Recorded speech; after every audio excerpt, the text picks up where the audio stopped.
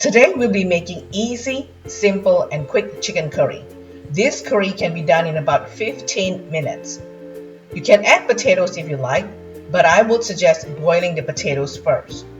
Also, keep in mind that the potatoes will add to your cooking time since you have to boil them first. Now let's get started. These are the ingredients. You can use any curry powder brand you like. Also, I have parboiled my potatoes. First, prepare and chop your garlic. I'm preparing a lot more for other recipes as well. For this recipe, we need 1 tablespoon chopped garlic.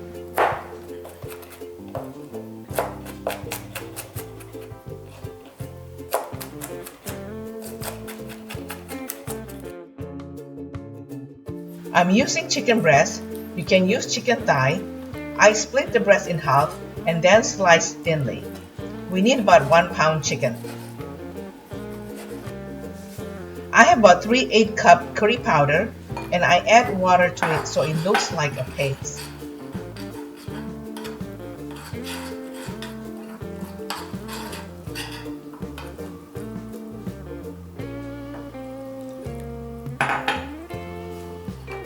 This is about the consistency that I like, or slightly thinner is okay too. Heat up about 1/3 cup coconut oil in the pan. You can use less oil, but I like to fry the curry paste. Add 1 tablespoon chopped garlic. Fry until garlic looks a little dry. Add the curry paste.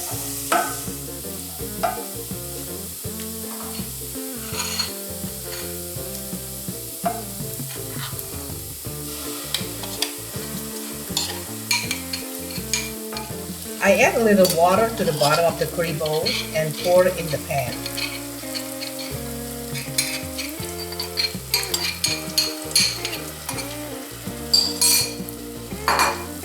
Saute until the curry paste is thickened like this. Add the sliced chicken.